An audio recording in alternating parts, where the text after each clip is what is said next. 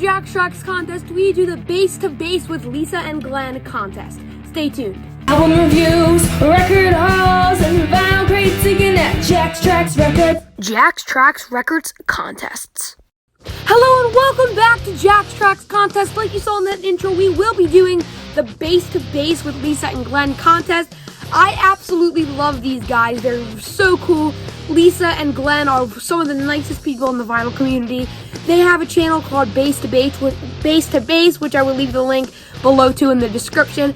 It's so cool. As a bass player, I learned so much from the history of bass players to just the instrument itself, and they're just so informative, and I absolutely love their channel. And I was so glad they announced this contest. The prize is, or the grand prize is, Geddy Lee's big book of bass, big beautiful book of bass. I have been wanting this book for a while now. I'm sure all of you know that Rush is my favorite band and Geddy Lee is my favorite bassist of all time. And John Paul Jones is interviewed in this, Les Claypool of Primus, just such inspirational people for me and my bass playing. And he takes pictures of Hofner's in his wife's art studio, actually. I watched an entire interview probably like 5 times. I thought I was going to get it. I asked for it for Christmas. I didn't get it, but this could be an awesome opportunity to get it. So I hope I'm good enough to be able to get the main prize. I have to keep this under 10 minutes, so let's get right into it. Alright, so the first bass I'll be talking about is Jack Bruce, and they wanted me to talk a little bit about after he got out of Cream, and a lot of his good bass lines were in Cream, but I actually like his solo work better than his bass playing in Cream. It seems kind of weird, but there's an album called Things We Like that I love. It's more of a jazz-inspired album, which you wouldn't expect to hear from a Cream member, but Jack just does a killer job on it. I love his first name. Alright, so my favorite song off of the album would be the HCKHH Blues. I don't know if I pronounced that song title right.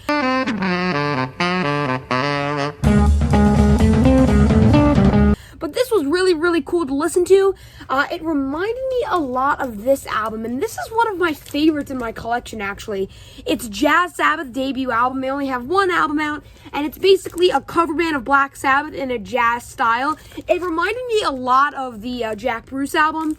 It was very heavy on rhythm guitar, kind of that overdrive rhythm guitar sound. Had a lot of the same elements and a lot of the same characteristics as this album does have. The bass player on here is Jerry Maheen. This is mostly upright bass instead of the bass guitar, which I'm sure Jack Bruce is playing. Some interesting facts about Jack Bruce, because I definitely researched him quite a bit before this video. He actually studied cello in college. He didn't study bass, he studied cello. I thought that was kind of interesting. He formed a blues rock power trio, Wes Bruce and Laning, with only 2 studio albums. So that is really cool. I got to listen to a couple of their albums, and I will leave the link to their playlist on Spotify below if you're interested. Alright, next is Marcus Miller. I love Marcus, and I chose the record Silver Rain, which has always been my favorite Marcus album. I'm a huge fan of Marcus Miller. I don't talk about him a lot on the original channel, which is always left in the link below. I probably should, though. He's more of a funk and soul bass player, but I picked the song off of Silver Rain, Frankenstein, which of course is a cover of the Edgar Winter Group.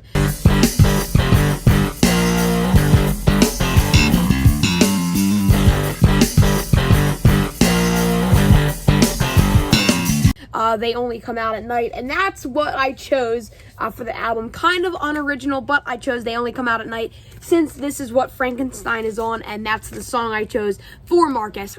I actually think I remember Frankenstein on bass. Hold on. Alright, it was like, and then there was like a weird, like, and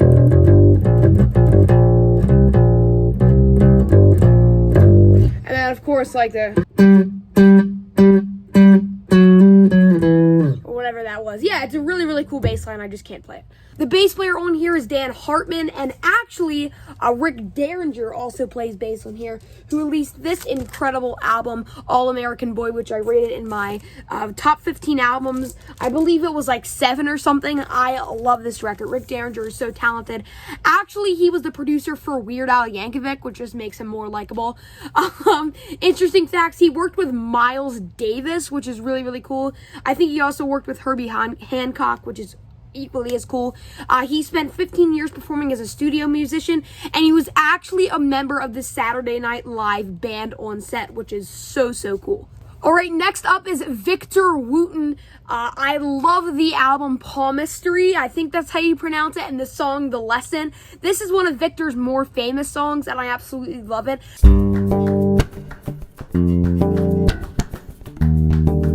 I feel like Palmistry isn't really played as much as it should be.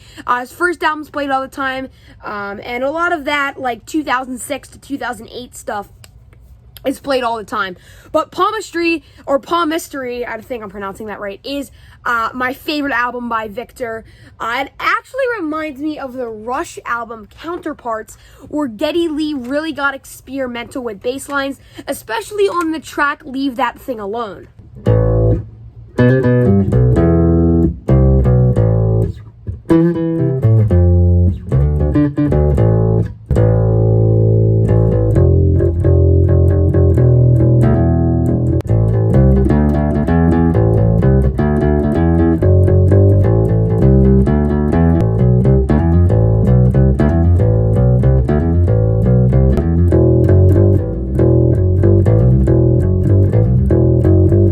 This is the album where he got very experimental, and I feel like Victor Wooten is such an experimental bass player with his like tapping style, and I was gonna go with Eddie Van Halen because he was one of the most experimental guitar players ever, but I decided to stick with the bass, and Geddy Lee was very experimental on this album Counterparts. Some interesting facts about Victor: he has played bass for the metal band Nitro.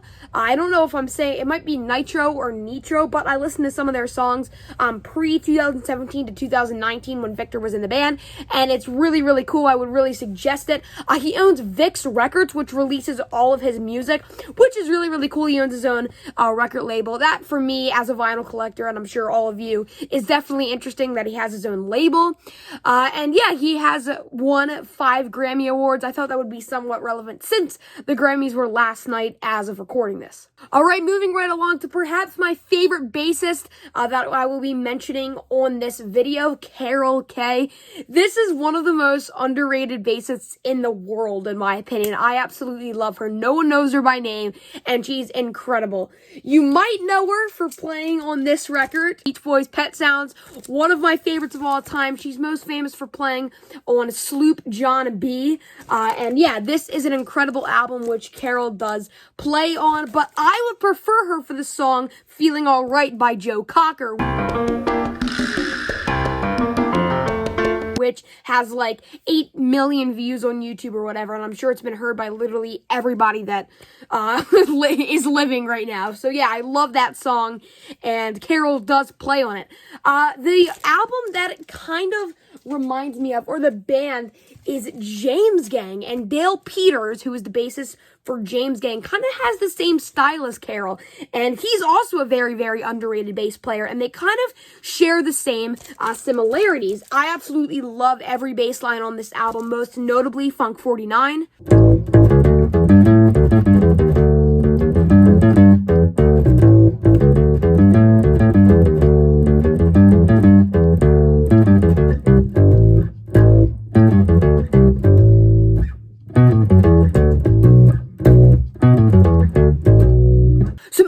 Facts about Carol: she has worked with producers such as Phil Spector and Brian Wilson. Obviously, Pet Sounds, probably what she's most famous for. She plays a Fender Precision bass, which is what I mainly play back there. I also have an Epiphone viola and a really cool Ibanez TR series.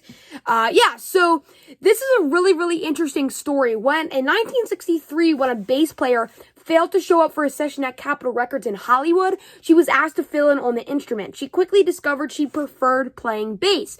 So this is how she developed as a bass player, when someone didn't show up to a recording session and she found out that she loved the bass. That is such a cool story for me, and I definitely thought it was worth sharing. And that concludes this episode of Jack's Track Contest. Thank you so much to Lisa and Glen for starting this amazing contest. Go check out their channel. I'll leave the link below to both of their separate channels and their collaboration channel, Bass to Bass.